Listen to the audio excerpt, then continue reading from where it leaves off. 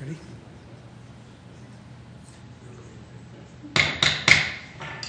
Welcome everybody to the Land Use Committee meeting of October, what do we have today?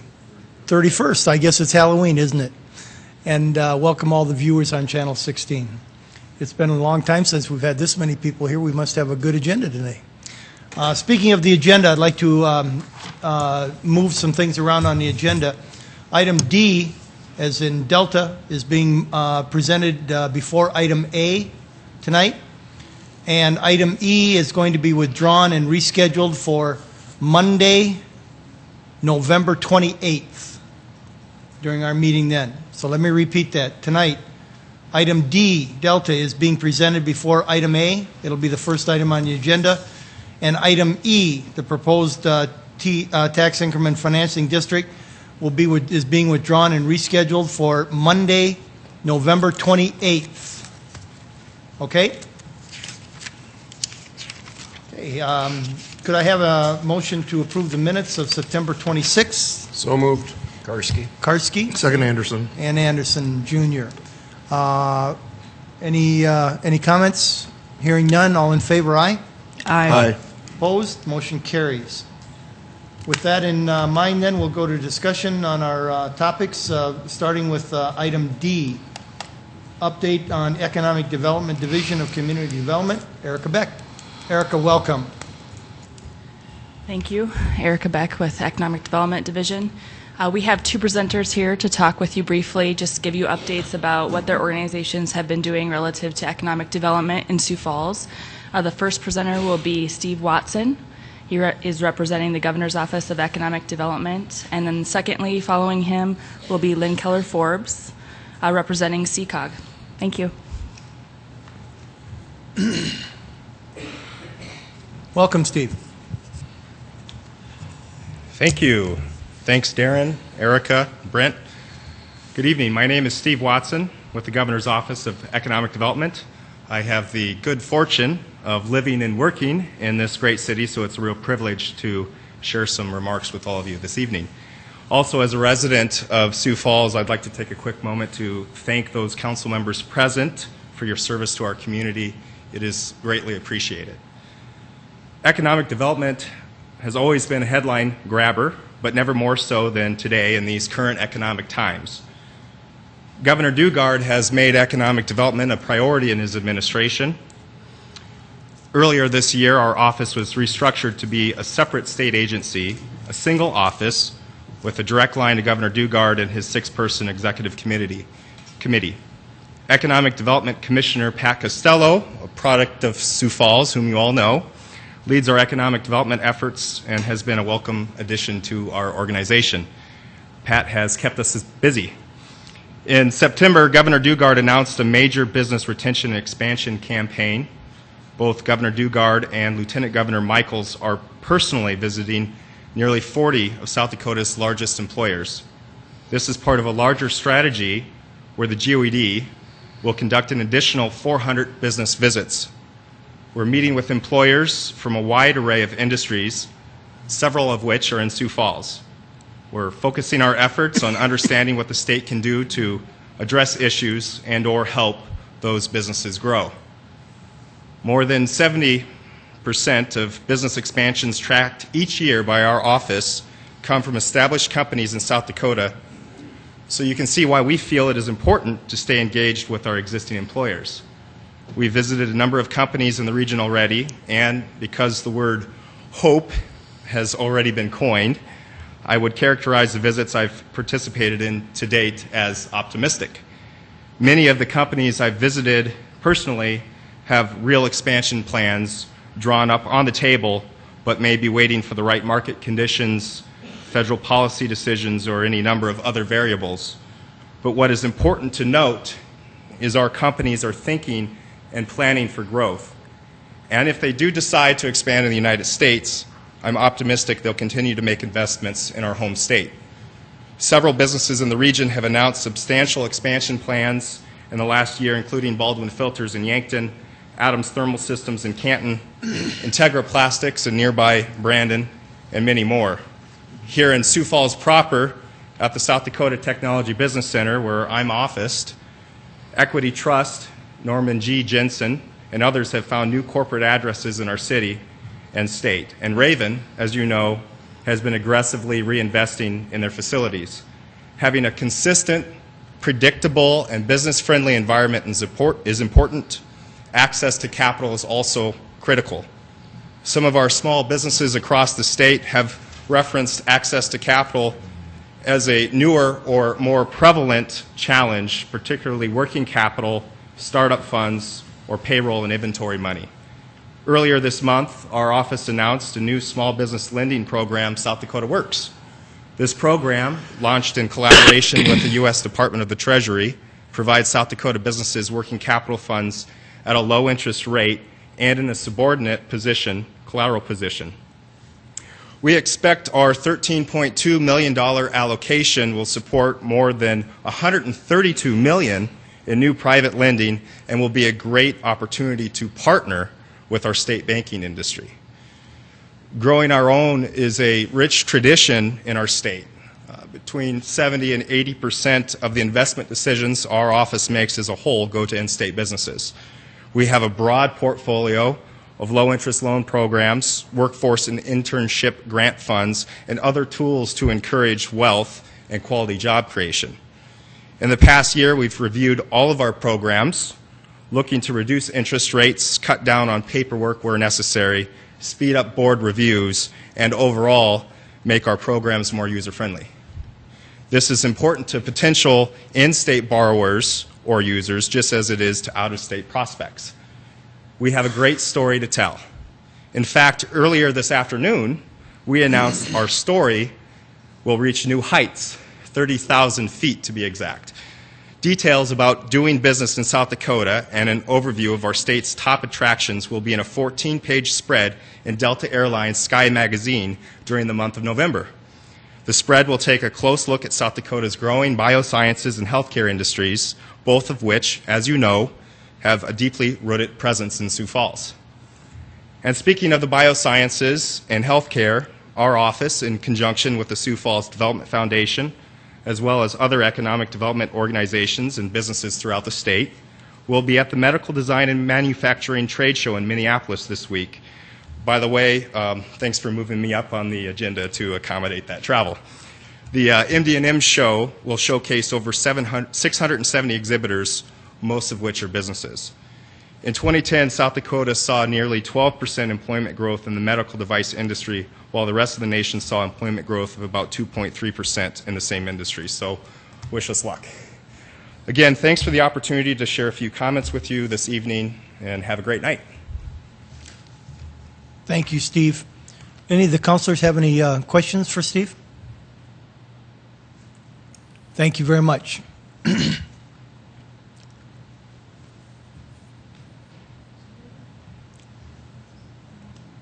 Good afternoon. I'm Lynn Keller-Forbes. I'm the Executive Director of the Southeastern Council of Governments, as well as the Executive Director of the Southeastern Development Foundation and Dakota Business Finance. When Erica asked me if I would speak today, I thought what I would do is just hit a few of the big projects that we're working on at CCOG to kind of give you an update on some of those. Because I work with all of you on various different boards, some of you have seen different bits and pieces of this and may not have been able to put it all together yet. First of all, I want to talk about the Bonson EDA grant application we've been working on. We submitted that to EDA. It's about a $2 million project. It's up in the Park 8 Industrial Park for the Sioux Falls Development Foundation. If awarded from EDA, this grant would be for over $1 million. It's about 50% of the cost. And would actually put in the infrastructure and the road through that park. Would open up about 286 more acres for development. And for those of you that have been involved with economic development, you know it's sometimes difficult to bring a prospect out to an open, empty field and have them envision how they would fit into that. So it's very important that we get the road in and some of the infrastructure.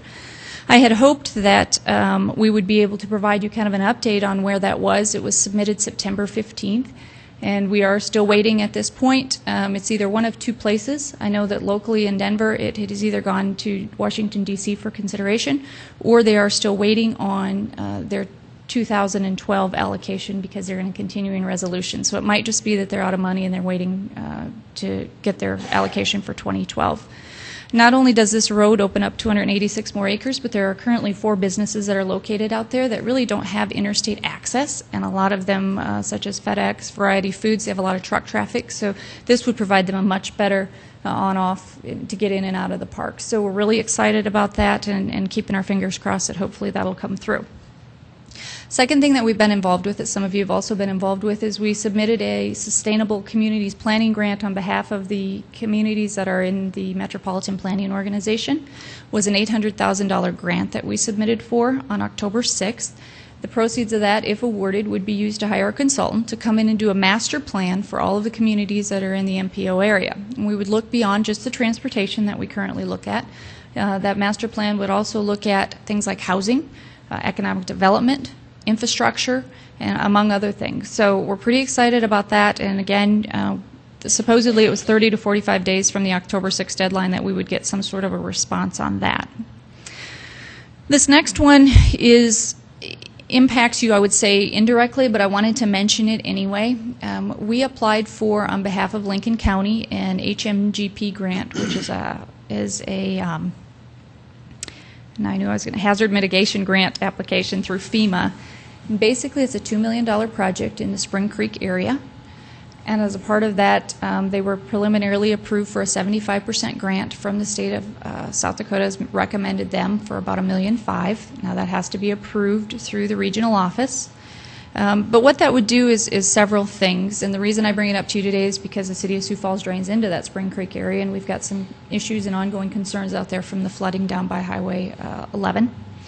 So basically what we're doing right now is we're working with Lincoln County to try to identify the $500,000 that they would come up with and match. If that is able to be done and they end up going in and completing this project, they would basically clean out that channel, put in a lot of different culverts and some of those things that make a lot of improvements out there. So because you do drain into there, again, that's the only reason that I bring that up.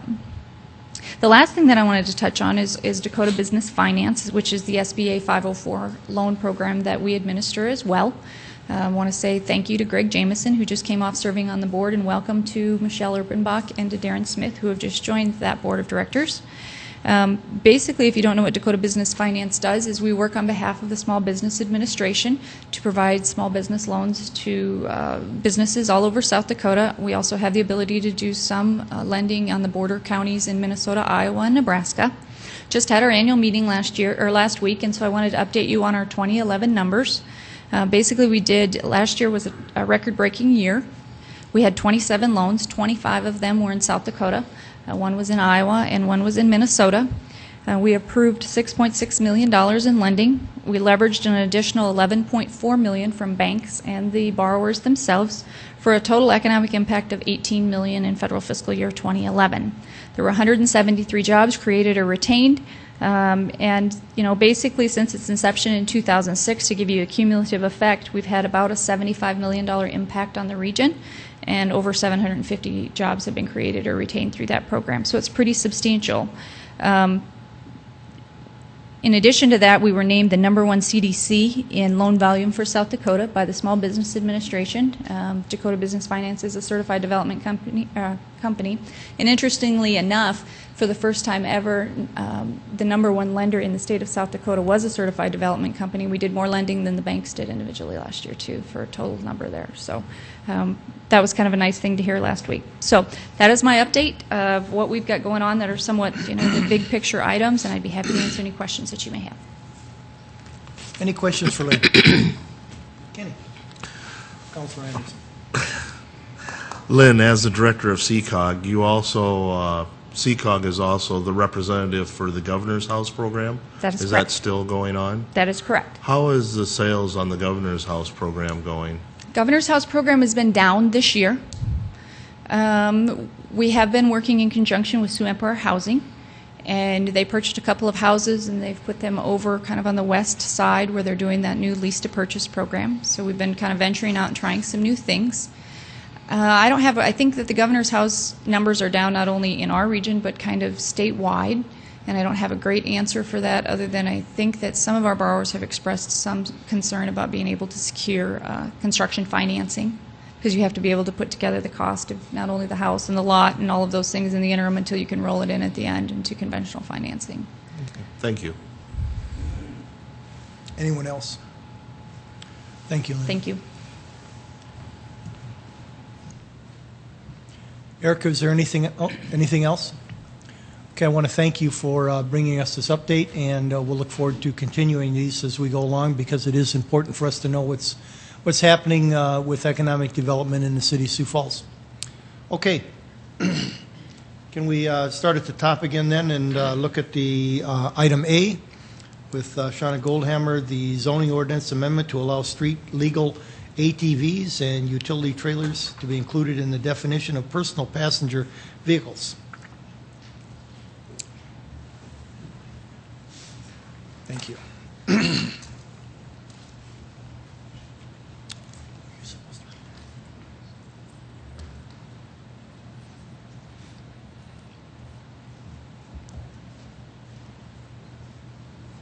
Good evening, members of the Land Use Committee. My name is Shauna Goldhammer, and I'm the Zoning Enforcement Manager for the City of Sioux Falls. So that's not exactly what I was thinking it was going to look like. There we go. Based on your recommendation last month, that is the Land Use Committee, you asked that I put together an ordinance that would allow street legal ATVs to be considered personal passenger vehicles. Personal passenger vehicles are allowed to park differently on private property than trailers or RVs. Currently, our ordinances only identify ATVs as a recreational vehicle. We did have a request from a citizen regarding allowing street legal ATVs to be parked in a similar fashion as other personal passenger vehicles. So that's what this ordinance does.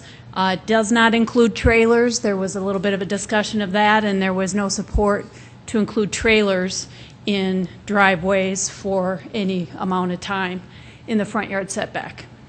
So that's the proposal, and we're hoping to schedule this to the Planning Commission in December, and then it would be back to the City Council for first reading in January, or in December. Your second reading would be in January. And then I see Greg Jamieson is here. I don't know, do you have anything to add? Okay. Any comments from the councilors? Questions? Yes, Mr. Karski.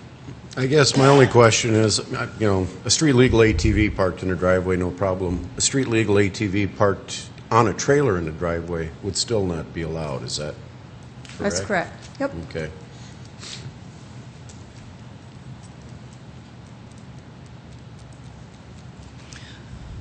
Mr. Chair, Yes. remind Councilor us, Shauna, again about trailers, because we kind of went back and forth on that. Just for clarification, those utility trailers are legal on the street, On the street. but not. Not in the front yard setback or in the side yard setback. You can park a trailer anywhere in the rear yard as long as it's on a hard surface. Okay. So that was not changing.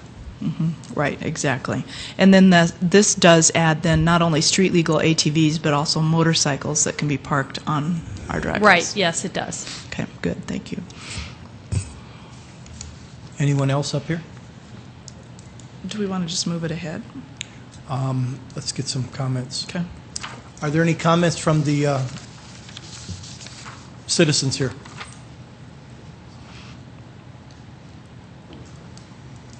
Well, hearing none, I would entertain a motion to move this ahead. This needs to go to planning, you said, Shauna? Yes, Planning Commission first. They'll make a Okay. recommendation on this ordinance to the full city council. Okay, do we need to make a recommendation then for us at this point, or will you take this forward? It would be helpful to the Planning Commission, yes, I Okay. think so. Can I would entertain a motion at this point So moved. Second. to approve? Okay, and second by Councilman Anderson. All in favor, say aye. Aye. Opposed?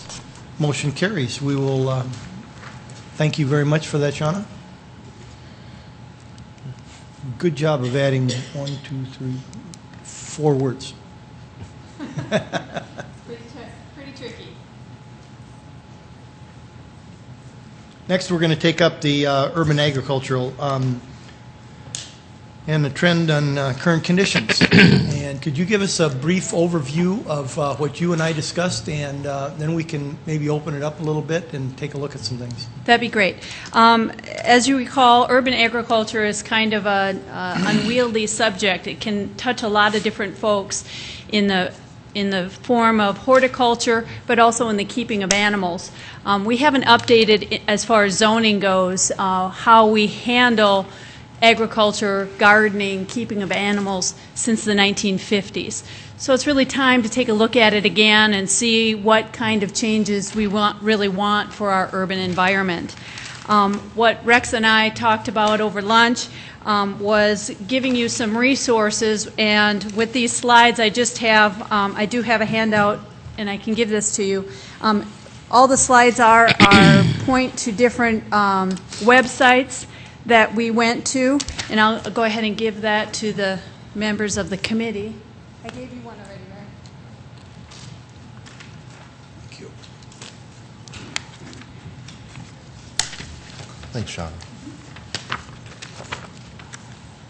I do have some extra ones here if anybody, because this is going to kind of go through some websites here. The first website that I found that really a good municipality to emulate, who had a good handle on it, was Pittsburgh, Pennsylvania, of all things.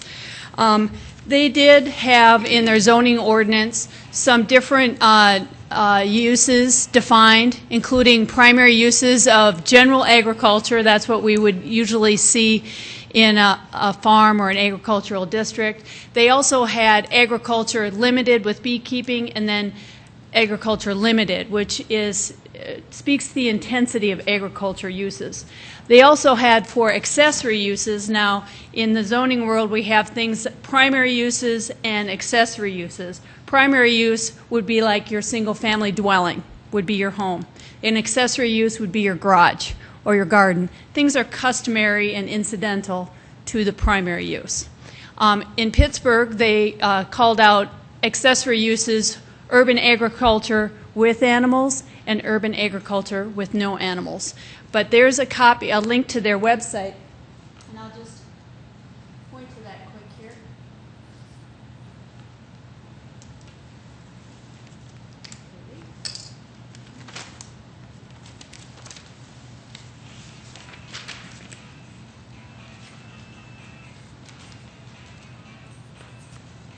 And they had a real good handout with, regarding urban agriculture at the City of Pittsburgh's website. And I totally knew that that was going to happen, that my purse would ring. Oh, is that yours? Yes. Tell your kids it's not. You're going, I know I didn't silence my phone.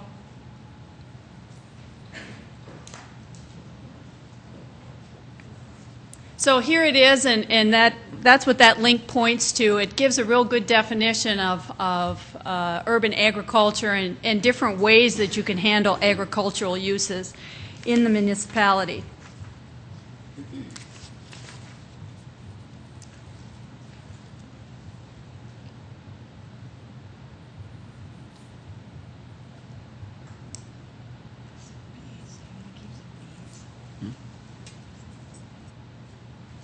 The next slide was provided by a constituent, someone who read that we were going to be talking about urban agriculture, and they pointed to me to a grad student's study work.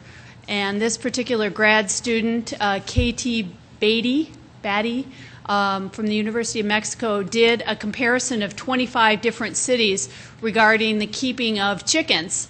And a link to that study is there rather than printing it off for all of you. But in that study, although it's kind of dated because it was written in 2008, it does give a good table and explain different municipalities, 25 in total, of how they handle things like the number of birds that are permitted, regulations regarding roosters, fees and permits, enclosure requirements, chicken coops, sheds, that kind of thing, and also slaughter restrictions.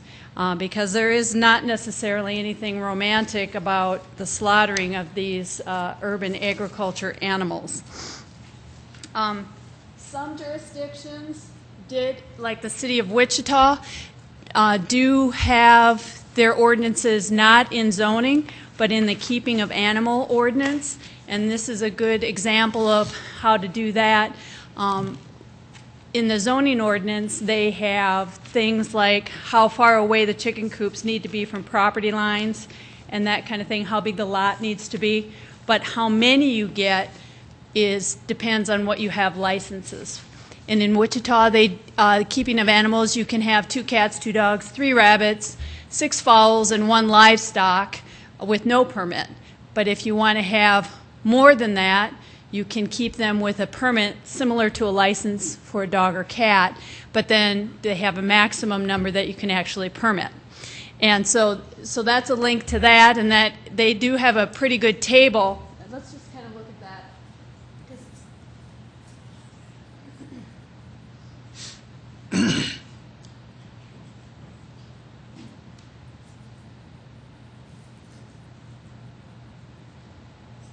So you can see how they have the kind of animal, the minimum, you can have 2 without a permit. If you have 3, you need a permit. You can have up to 4 with a permit, and the permit fee is $25. Things like sheep, or they actually have cows and horses in here too. Those permits are a little bit more expensive, and they have how many you can have per acre. Now remember, this is in the city limits, not necessarily what is allowed on a farm out in the country.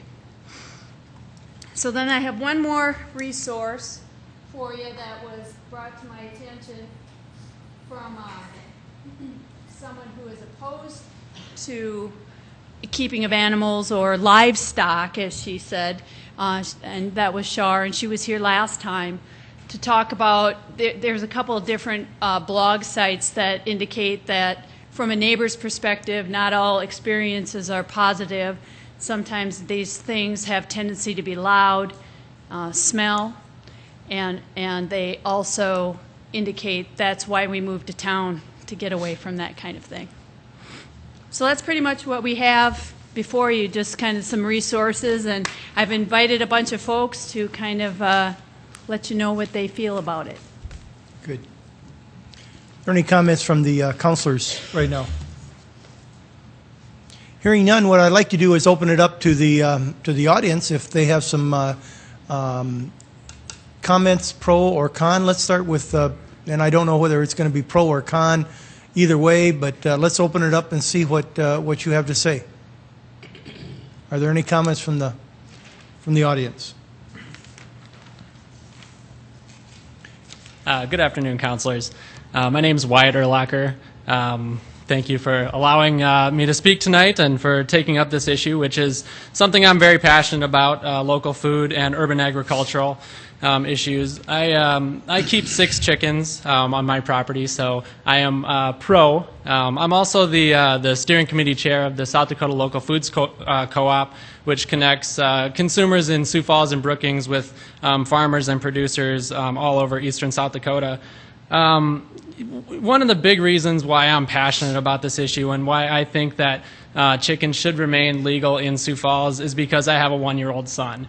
I'm really excited about the fact that I get to teach my son about where his food comes from. You know, every day when we go out and collect eggs, there's a real connection there, and he can see, you know, if I feed my chickens kale from my garden or Swiss chard, that changes the color and the consistency of the yolks, you know, really making that connection between what we eat and, you know, how that affects our nutrition and all of those important things that, you know, are becoming a little more important now that obesity is on the rise and all of those national epidemics that are going on.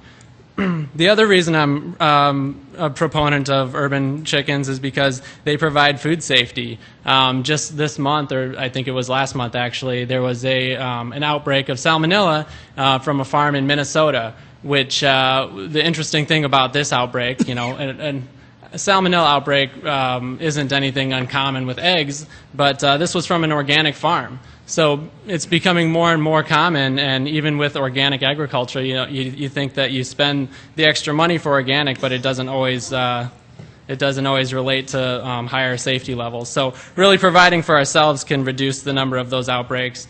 It also provides economic security, you know, keeps more of my money for spending on things like my mortgage and my heat bill.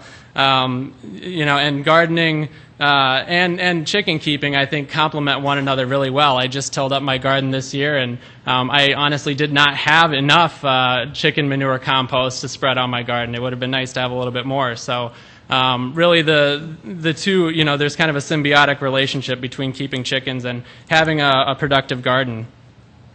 I've actually been meeting with a group of residents in Sioux Falls who are also passionate about this issue, about urban agriculture and chickens in particular.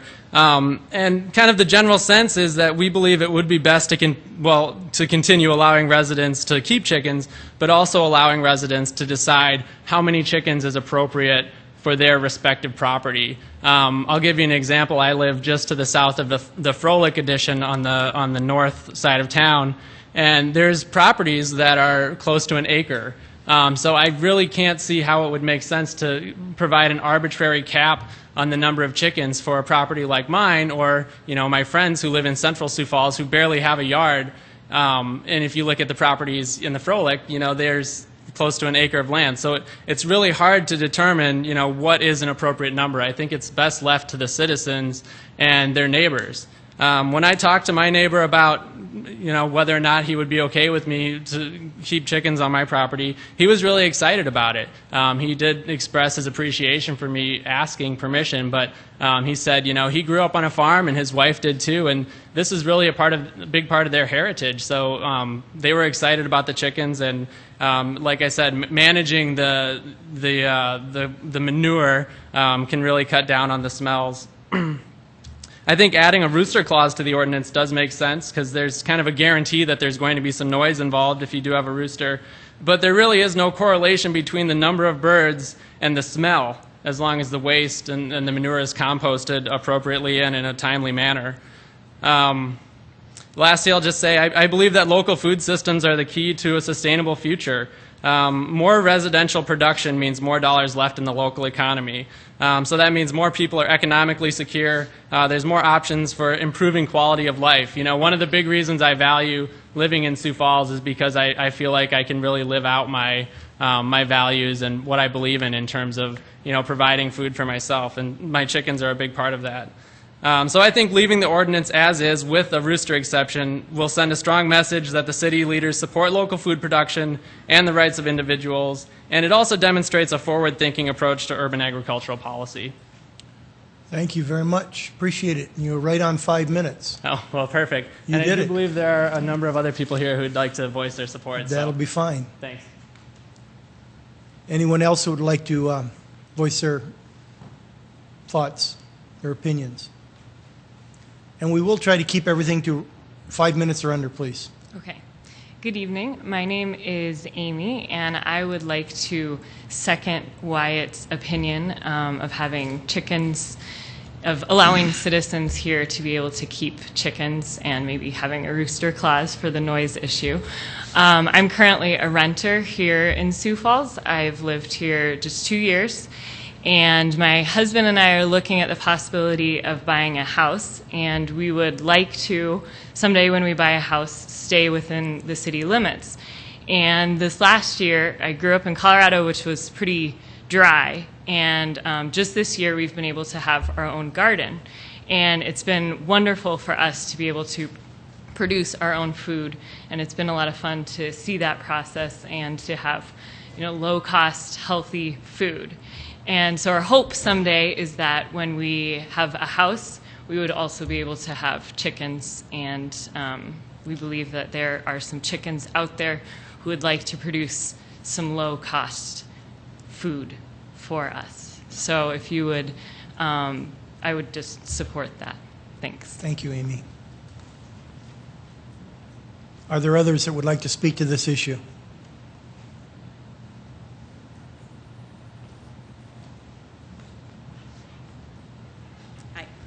I'm Sarah Langenfeld. I'm also... Could you pull the microphones down? Okay. No, that's fine. We just need to hear you. Okay. My name is Sarah Langenfeld, and I also live in town, and I do keep chickens. We currently have 3 hens, so I would definitely be on the pro side of that as well. Also, backing a lot of what Wyatt said and what Amy said as well, that it's important to me to be as sustainable as I can within our means. It's not feasible for me to live on a farm outside of town when work and everything is within. So what works for us is having our small flock in the backyard, and things like the issue with odor I know has come up, and like Wyatt said, if you're maintaining the manure, there's ways of avoiding the smell. In fact, one very recommended method of maintaining the bedding within the coop is called the deep litter method, and that's one that we use, and it's just a matter of layering the actual bedding with a product called diatomaceous earth, which is a natural found mineral that one of its many uses is an insecticide, and it works by drying either insect bodies or, in this case, excrement as well. So that's kind of how the odor issue is curbed. And like Wyatt said as well, that is very valuable to a gardener.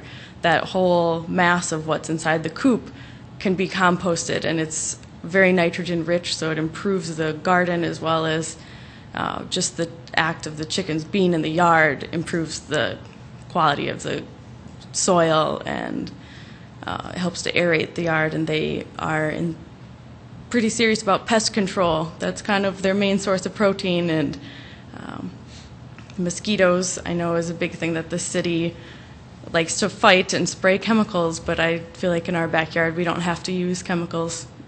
Our chickens are our pest control, and they're our livelihood for growing a better garden. So I think that, as well as all that, it's also, because it's growing in popularity, it's very easy for people to get the information that they need to get into this type of endeavor. There's plenty of resources, like the websites that she was able to pull up. You do a Google search and you've got instant instructions on how to build a coop, how to raise chickens from an incubator, how to do everything. So there's plenty of resources, and I think that it's something that we should definitely hang on to. Thanks. Thank you, sir. Are there any others who'd like to speak to this issue?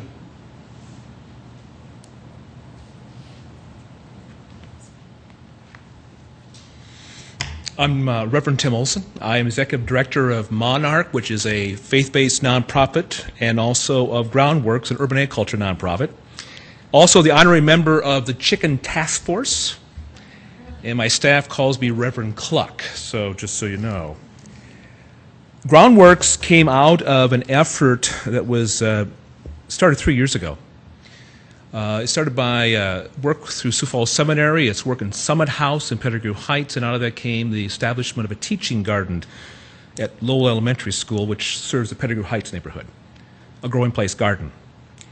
We just ended our third growing season there, and it's remarkable what has taken place, because we talk about urban agriculture, and we can talk about the issue of chickens, which is important.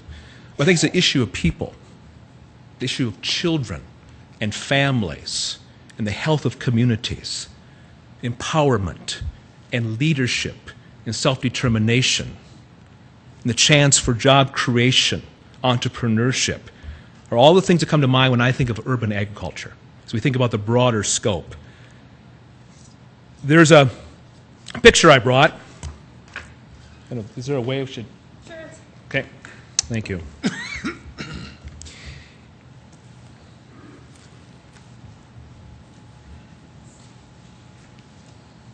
This is a picture taken at last September 2010. It was called the Harvest Festival. This was we had our third Harvest Festival at Lowell Elementary School. Basically, it's a mini county fair. The last 3 years, over 500 people from the neighborhood showed up. These are three of the youngsters who have been part of that urban agriculture effort. We're having a ribbon cutting for a greenhouse. The young woman to the right, his name is Carolinda. Her parents are from Guatemala. They speak no English. Carolinda is now a middle school student. And after this picture was taken, I asked Carolinda, why is this garden important to you? Why is this? It was because it's a place of safety and security. And she asked a question of me. She said, how can I come back and be a helper next year? Now, this is just one incidence of urban agriculture as a catalyst for community development. Here's a young woman who's asking the question of leadership. How can I lead? This effort is also moving into other schools in this city as well. And we're also beginning to look at things, how can we begin to interface urban agriculture in the area of entrepreneurship? Could we set up greenhouses in some vacant lots? Can we work with folks who are underemployed or unemployed, for example, for the growing of greens for restaurants? And what does that mean from the standpoint of zoning and so on? We were in St. Louis a year ago, a place called Gateway Greening. They have a 2.5-acre urban farm. You can see the arches from the farm in downtown St. Louis. They're working with homeless folks that are dealing with mental challenges, and they're teaching job skills in an 8-week summer program, and they're getting 60% placement into jobs for those who go through the program. And it's very strict. You have to stay sober. It's one strike and you're out. You've got to be there on time. So they're teaching how to work using urban agriculture as the interface to do that. As I think of urban agriculture, I'm thinking of, again, the people. How does this begin to develop healthy children, which moves into healthy families, which brings people together in conversation so they begin to talk to one another? Food is that one thing that breaks down barriers. In fact, here's another picture taken at the last Harvest Festival. That's $1 million shot, folks. Brought together through urban agriculture, because it breaks down the barriers. We have immigrants coming into this city, many who have agrarian backgrounds. How could we leverage that so they feel a place of home, a place of connection? So whether it is community gardens, whether it is entrepreneurship, which is urban farms, whether it's having animals as part of that balanced approach, I'd encourage the City Council to consider a progressive, a wide arm scope of what urban agriculture could be for the city and how that can lead to truly remarkable changes in some of our under-resourced neighborhoods. Thank you. Thank you, Pastor. Anyone else?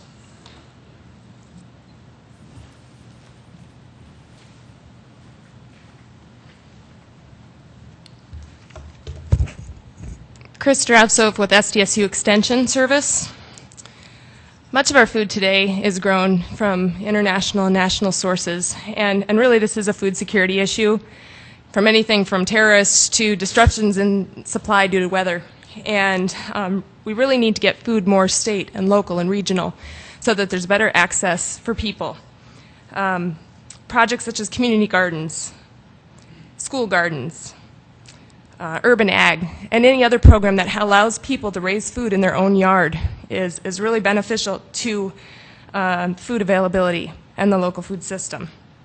South Dakota right now has the lowest consumption rate for fruits and vegetables in the United States. And having zoning that promotes local foods can help in this problem.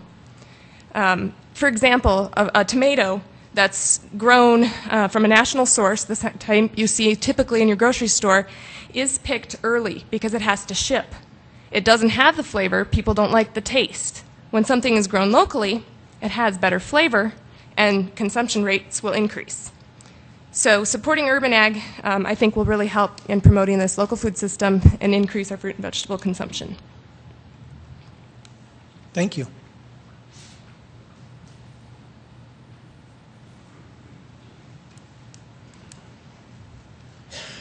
Hi, Matt Zimmelman, and there's not much to say after all that. I would second most of that information. I think the issue is mostly about food independence. I think it's about being able to control and grow your own food, and I would second the flavor. It's a completely different vegetable when you grow it in your own garden, and the chicken is a completely different chicken when you have raised it from a chick. So I would support the rooster clause, I believe that that would be a noise ordinance issue, but other than that, I think we should leave it as it is. Thank you.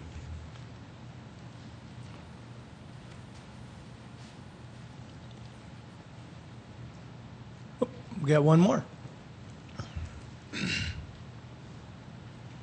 If anyone else is going to speak, would you mind maybe lining up a little bit so we know where we're at? Go ahead. My name is Crystal Hallam. I'm only going to talk for a second. I keep chickens actually just outside of Sioux Falls, but I assume I will be within the city limits in a short amount of years. So I'm very much in support of keeping the regulations friendly and open to people exercising their right to do this. I think when you look at it from a perspective of zoning or whatever, or not zoning, there's existing regulations already in place for noise and odors and things like that, that I assume are part of the regulations in Sioux Falls that could be enforced if there is issues with chickens. So I don't feel like you need to put on any more than what is already in the existing language. It seems like it's been functioning pretty well so far.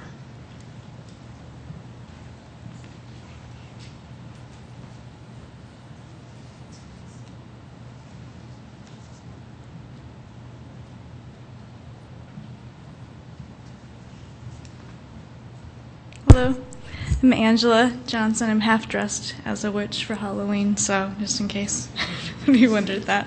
I just wanted to speak for a few moments just to encourage you excellent folks who represent this city to trust in the people of this city and to please do whatever you can to empower us and not disempower us.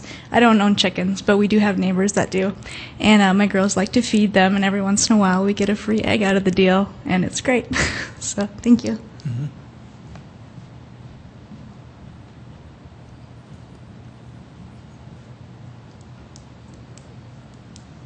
Okay. Seeing no one else coming to the podium, is there any discussion from the councilors? Councilor Karski. Yeah, I guess I have a couple questions for Shauna, more like a long question for Shauna. What ordinance covers our urban agriculture? Right now, we don't have an urban agriculture definition anywhere. We have agriculture, which includes things like growing crops, raising livestock. It's a very long, detailed, very broad definition. Okay. We have a separate ordinance for the keeping of animals that is outside the zoning ordinance. There is no urban agriculture definition in the zoning ordinance right now. Okay, so do those ordinances cover anything like regarding the size of or size or even distance from a property line of a chicken coop or a garden or a pen or a hutch or a kennel or any of that type of thing? Currently, no. Currently, you can keep small animals and fowl as long as it's not objectionable to your neighbors. Now, at what point does it transfer from the keeping of animals that's appropriate and what would be objectionable to the neighbors? What I was asking for your help was in a specific case where we had people who ordered in the spring 2 dozen at a time, 24 chickens, because that way they were guaranteed no roosters. And they raised these chickens in their home until they got large enough to be turned loose on their lot. Their lot was quite small in a more central part of town. And there was a nuisance violation, like they indicated. It was cleaned up, but the problem was that they, in my opinion anyway, that they had too many chickens. In that regard, it would be that the lot was not big enough to support that many chickens. That was the problem in that particular case. Now, we also had one within weeks later regarding goats, that the goats were loud, they bawed or whatever, however you say. They were noisy, and they were also messy, and they were fearful that they would get out of their fenced-in area. I have in my research, I found that a lot of jurisdictions don't allow billy goats because they're mean and they bite and they eat everything. Nanny goats, not so much. Those are the ones that produce the milk, and it's really a local matter. Now, we didn't hear anybody regarding the goats, but I can tell you that I got more calls on that goat that came home from the Sioux Empire Fair than I had on any other animal issue since I've been in this position. So, You used a term, objectionable to the neighbors. How do we determine what's objectionable? And that's the problem, really. That's why it's not enforceable. From the city attorney's perspective, is that the agriculture definition is so broad that you could say keeping a garden was agricultural use. Well, I would say to the attorneys, I'm not trying to get after someone keeping a backyard garden. I'm trying to figure out how we can keep animals that are not objectionable. And that's the problem. You can't rely on the neighbors because nobody wants to rat out their neighbors regarding something that they may find objectionable, and then you have the neighborhood conflict. We shouldn't put it on the neighbors to call us and object. And that's kind of the issue with the attorney's office and enforcement of how it is written today. Councilor Urtenbach. So, Shauna, if there are barking dogs in my neighborhood, can I do anything about that? You can. You can call animal control. They'll give you a log, and they will have you log when you hear it and at what times of the day, and they will send out an animal control officer to see about a barking dog. If I had goats making noise in my neighborhood, would I be able to do the exact same thing? That's how we handled the goat case recently, was we had them fill out a log, and eventually the goats, by the way, left the residential district. And I'm not saying that there isn't certain districts where it may be appropriate or if it's a big enough lot. In the cases that we've had, the goats were on a bigger than central lot. It was out kind of western Sioux Falls, and the lots were bigger, similar to how Wyatt was describing his lot. So that lot was bigger, but the goat was still a problem.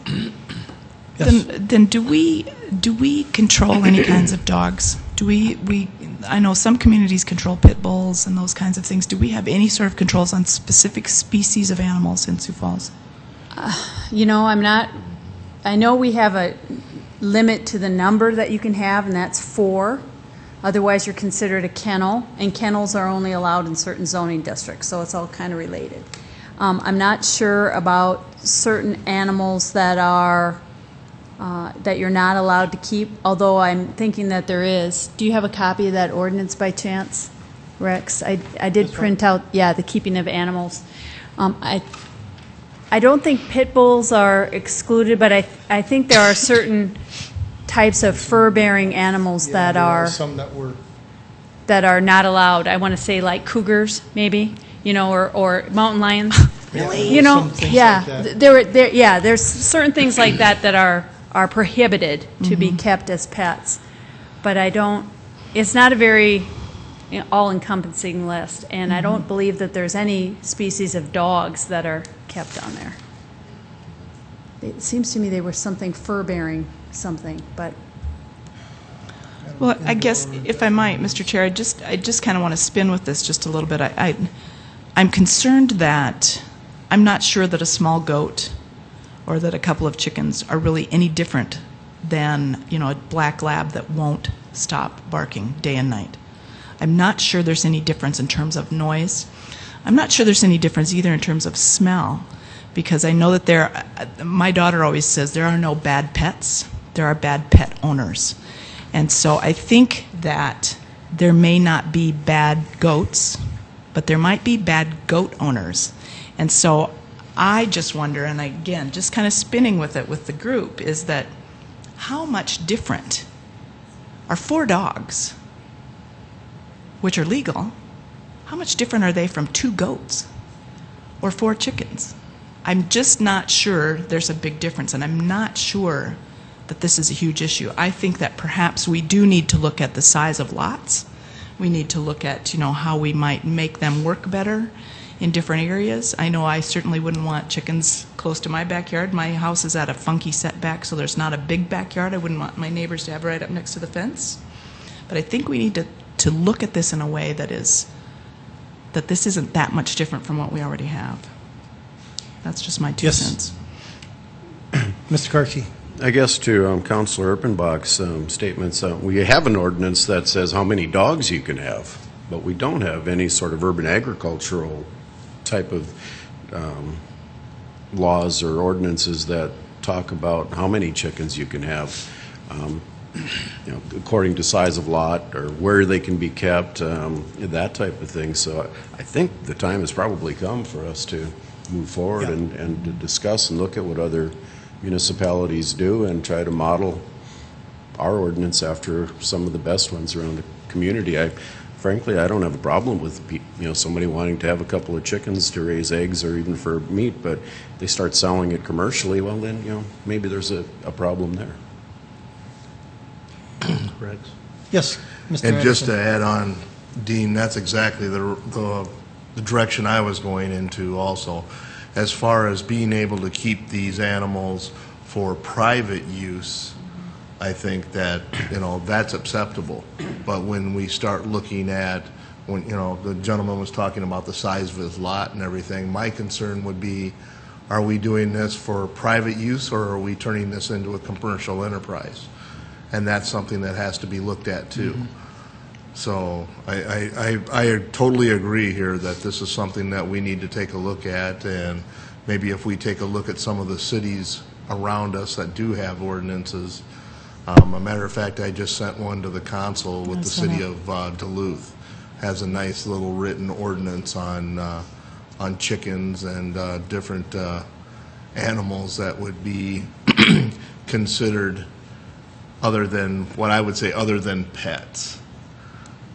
So I think that's something that we definitely need to take a look at and move forward with. Okay, I guess what I'm hearing here is that we do need to take a look at the ordinance. One of the other problems here is that where do we really ask for compliance here? Is it through the zoning laws, through animal control, through the health department? There's a number of ways that this can be done, and so we need to look at all these things. I guess I'd like to take a look at maybe a task force or some kind of a study group to take a look at this and then maybe come back to us with some kind of recommendation. If the committee would agree to that kind of thing, and Shauna, would you be willing to help us with that? Mm-hmm. Well, I would be happy to facilitate any type of study group, no problem. I just kind of would like more direction on how many. Right. Do you want to make sure there's a council member on there, a member of the planning commission maybe? I'd like to see. I think I'd like to see somebody from each one of those offices: zoning, animal control, health department, so that we have something. Each one of those could be affected. I would like to, or someone from this committee, if anyone would like to, Dean, or Commissioner or Councilor Karski. I probably would like to look at that too, along with you and someone. Maybe we can look at that later on from at least one or two of the people who have expressed some interest here tonight to be part of that. And so we're looking at three. And maybe 4, one 5. person who's opposed, just to spice it up a little Yeah, bit. and someone have who very many would people oppose. here.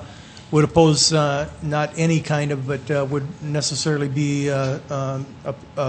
opponent of this kind of an ordinance, or not an ordinance, but it would be much more stricter on this kind of a situation. So with the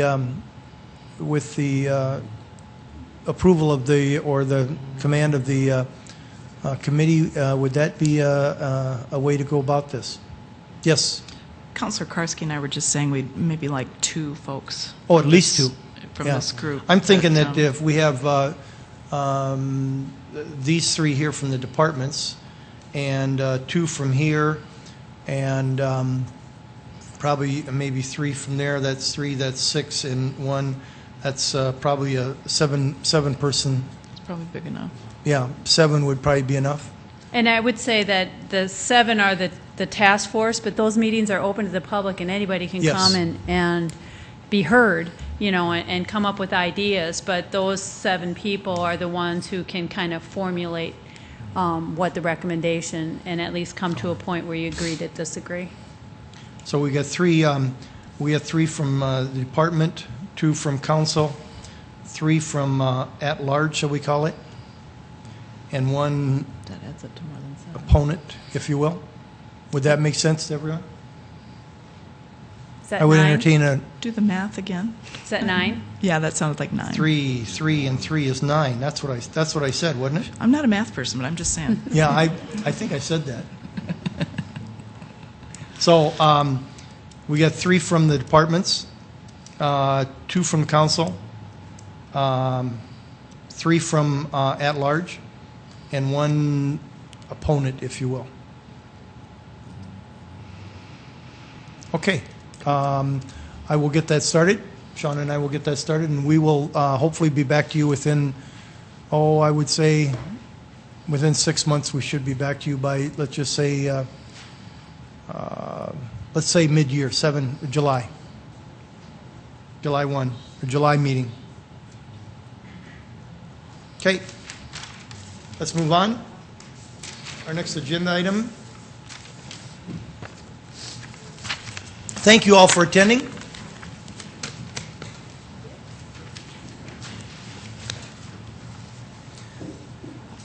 Those were very nice little looking witches out there. Zoning District Study Group report.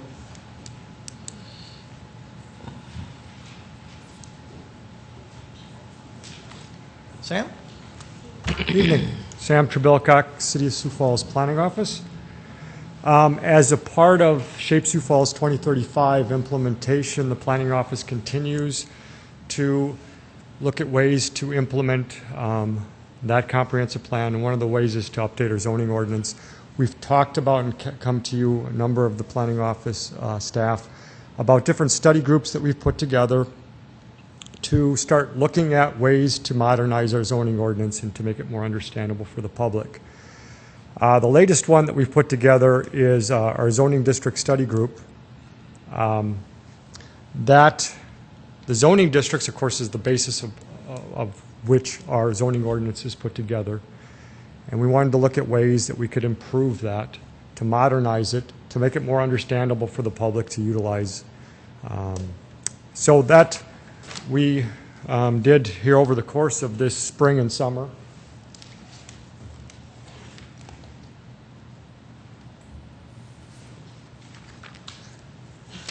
I'm going to go through this pretty quickly. There's a lot to this. I'm going to kind of leave it up to the committee then after I'm done, because I know I left you some information to look through. Our existing zoning hierarchy essentially established, if you look at this hierarchy up here, the boxes are a little difficult to see because that first box on the top is the district, which in this case we used as like an RS2 zoning district, which is single family residential. Beneath there, there's just a whole list of uses. Typical to any zoning district. You're going to see the same thing in any commercial or office district. Within each of those uses, then there are all these things called bulk regulations. Well, what is that? Those are your setbacks, your height regulations, your width of your lot, and things like the density. Those, right now, the way that they're interfaced is kind of dependent whether or not they're residential, other uses, or non-residential uses. And it gets a little confusing, but you can kind of see that from that chart up there. So what we tried to do, in part from recommendations in the Shape Sioux Falls 2035 plan, and also in digging into this deeper with staff comments, zoning planning, and also now this zoning district study group, we put together and had 22 members of the public come in. We showed them what we were looking at doing. There was 9 members that did it review only. The rest of them came in and they actually attended any one of the 9 meetings that we had. Some did several of them, some did just a few. Those were held May through September. And we really provided us really with a good in-depth review from the public. Two members of the committee are here tonight, Roger Mack and Mark Swenson. Well, actually, Michelle Erpenbach's here too. Michelle was on the committee and really helped us as a zoning or as a planning and zoning staff understand what's important rather than just what we're looking at. You know, what are the citizens looking at and what do they need to be help in understanding, or what do they need help in updating within our zoning districts. One of the main things that we're looking at trying to update is a way to kind of interface with the zoning district, the zoning ordinance a little differently, so that you can understand it a little better and hopefully that it's organized in a way that makes a little bit more sense. Give you an idea that the zoning ordinance that we're dealing with right now, probably, even though it was updated, mass update was in the 80s, probably was much more before that. So this is something that is in, we think, dire need of updating. What we're looking at trying to do is what we call the addition of form. It's by no means a form-based ordinance. It is what we call still district-based ordinance, but we're trying to bring in and organize our uses in a little different manner.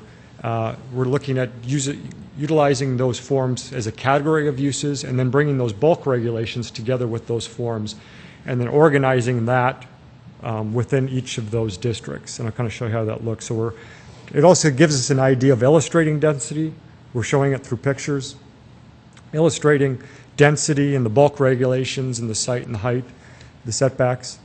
And then it gives us a method to consistently control many of the zoning regulations by those different forms.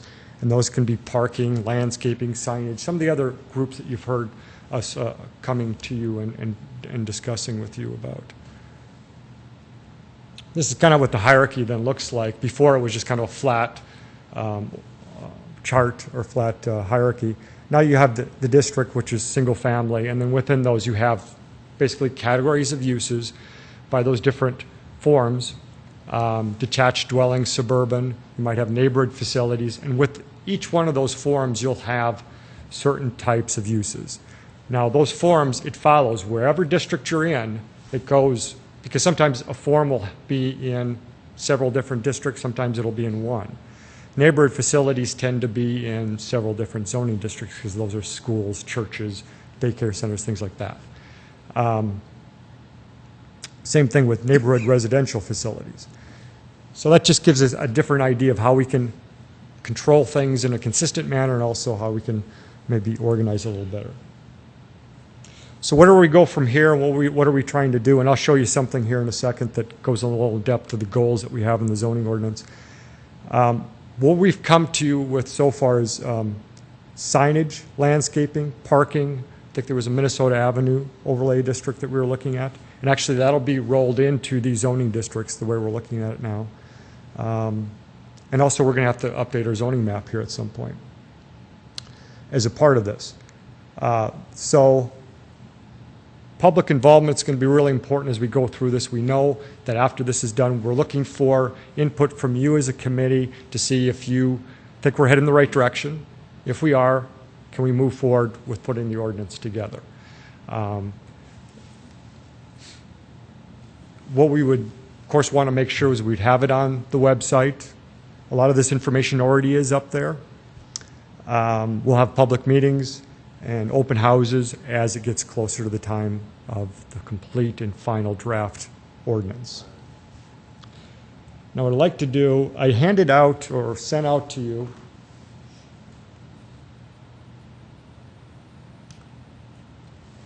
just a summary, and this shows the districts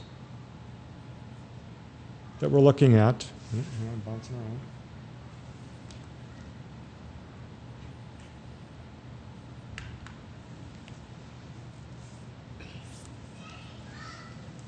It shows them by the intensity of each one of those districts that we're looking at. We have changed the way our districts are configured a little bit. Our commercial districts are a little different. We've added a different multifamily district, things like that. Industrial's the same, though. We've added a couple of different residential districts, traditional residential districts for different types of sizes of lots, things like that. And then we've added the idea of form. Right now we have 127 different uses that are in our zoning ordinance. That's fine. What we'd like to do is organize those under those different forms. Right now there's 31 different forms.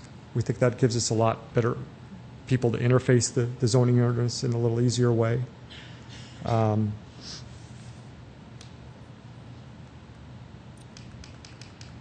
really, most importantly, we have some goals that we always want to keep in mind when we're working through this. Number one is to make the zoning ordinance more user-friendly and understandable through these forms and through other methods. It's a complex document, we understand that, but we think it's important to make that attempt to try to make it more understandable for the public and for people that use it, developers and others. Also, ensure more predictable regulations. Right now, there are certain cases where sometimes people don't know what they're getting into in the regulations, and we think it's important that they do understand that. Certainly, development is much more, it's something that's much easier to do, and more when you streamline it and the developers know the rules of the game. Also, more development options. Right now, we don't have mixed use. Right now, we don't have the ability to do some things that like live work, except within like a planned development district. We want to look at possibly accessory units. Density, add density to different districts, the option. And also then more flexibility with things like alternative site plans and live work districts.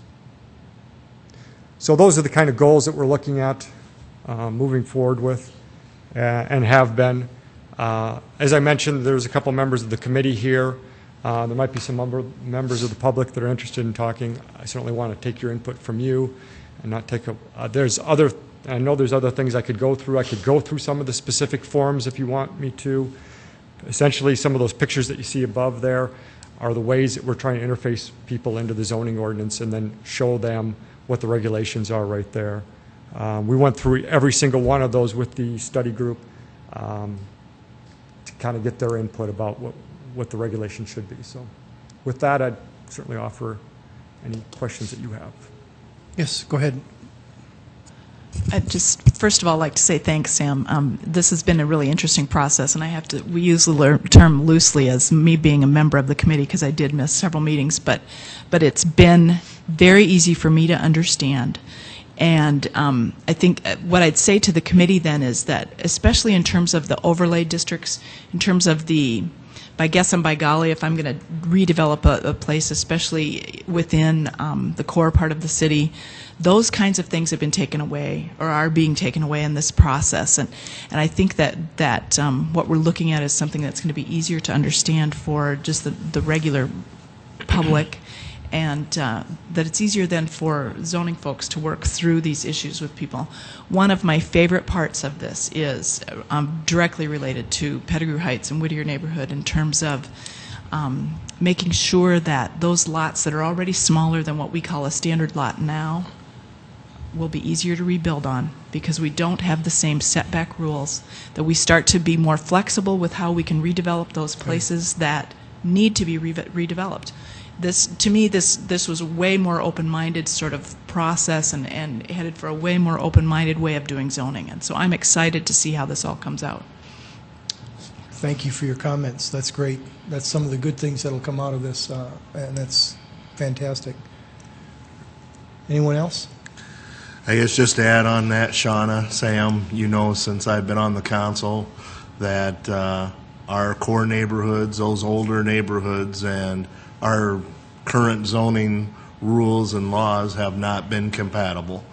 And both of you have worked very hard, and sometimes I felt I was being maybe a little overbearing on you sometimes, but thank you for all the work that you've done on this, and hopefully we'll just continue to move forward and continue to look at those older neighborhoods also to make sure that we understand the challenges of some of the development that has been done in the past and what we can do with it in the future. And thank you, Mark, for everything you do on the committee too. And Roger was there too. Roger and Roger, Mark run the Mark, committee, and Michelle. and I Michelle. don't know if they would want to say anything, or if you have any questions for them. Certainly ask that if they wanted to, they could, but otherwise. Thank you very much. You bet. Thank you. Keep us updated. We will.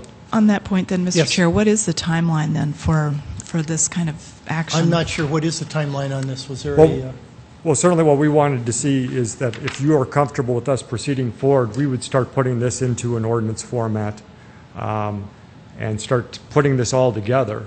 Right now there was a parking study group, there was landscaping, there also was signage, Minnesota Avenue, all those things we need to start to put together in an ordinance, in a complete zoning ordinance. Right now, we try to work towards and through the winter and into the spring in doing that. And there is also going to be a process, of course, of looking at how properties are zoned, make sure they're compatible with the new zoning ordinance, and they'll probably need some rezoning. So a lot of work to do, but... Rex, I do have. Yes, go ahead. Since you brought up signage, that was something that came up in a side meeting that I had looking at some properties out on 41st Street. And are we looking at how we deal with the signage for some of those larger or smaller malls out on 41st Street? The one that I was looking at has the Hobby Lobby in it, and there was some issues with one of the businesses that's in that mall being able to put up signage. Well, I know that signage certainly has been looked at and is being updated and modernized. I don't know if that particular situation would have been covered. I'm not familiar with it, but certainly we are looking at it and have a study group looking at it now. Shauna, did you have a comment? I do. That specific, I know exactly what he's talking about, being the enforcement manager. And you know, signage is a monster. It is just so huge. A person does not realize how much signage we have here in the city. I mean, if you just kind of step back and looked at the amount of signage that we have, it's just really overwhelming almost to try to get people to comply. But Jeff Schmidt did head up a sign study group, and he has rolled out, and I think he's reported to this land use committee regarding a different approach to signage. Anytime you open up your sign code, you're going to end up with more signs. So that particular guy, I know what his situation was, but he, by all means, knew what he was getting into when he went in there. Okay. So it wasn't, yeah. So, you know, I don't know that we're going to be able to help that specific guy out, but we are wrangling with signs, and Jeff is really doing a good job in trying to put that all together and get it to fit in with what Sam is doing and what the parking study group did in landscaping and that kind of stuff. So yeah, that just came up as a sort of a side topic of the convenience store on South Minnesota wanting to go down there by 49th Street. So I just thought I'd we do raise have, that at the since end we of the talked day, signage. we are still going to have limits on signs. Sure. So I have on my committee schedule here that the Science Study Group is scheduled to be back in March of 2012 with their report. So that is scheduled. One other thing, Shauna, before you take off, I have a note for myself here. Not to get off the subject too far, but you know, we went through all the zoning regulations on notification and all that kind of thing. Mm-hmm. And we did I think a good job of compromise and of getting those things out. However, now it's been brought to my attention that we didn't do anything with the variance laws. well, the Zoning Board of Adjustments is quasi-judicial. In other words, they are the jury when it comes to granting waivers to the zoning ordinance. So it's a little bit different than with the Planning Commission making recommendations and to you to changing the laws. But you're right, the Zoning Board of Adjustment notification requirements currently do not include a mailing like Planning Commission meetings and City Council meetings do. Whether that is something that we need to look at, I know we do have one member of the Zoning Board of Adjustments who is very adamant that he thinks that we need to mail surrounding property owners notification of variances. Right now, it's not on the books. Okay. Is that something under your jurisdiction, or should we have? Yes, Zoning Board of Adjustments is directly under my staff, yes. Okay. Would you be willing to give us a little background on that, and when would be a convenient time for you to come in and do that? Sure, I can come next month if you want to. Next month would probably be okay. We have one item on the agenda, and so next month would probably be a good time. Yep. If that you would. sounds- I would Sure, appreciate sure. that. I can even maybe round up a couple members of the Board of Adjustments and Okay, if you would. have them attend if they're available. I appreciate it. Okay. Thank you. Yes. Any other questions for Sam or anyone? Sam, thank you very much. Any other business for the committee? I would entertain a motion to adjourn. Second, Karski. And Mr. Karski, second. All in favor, aye? Opposed? Motion carries. Adjourn.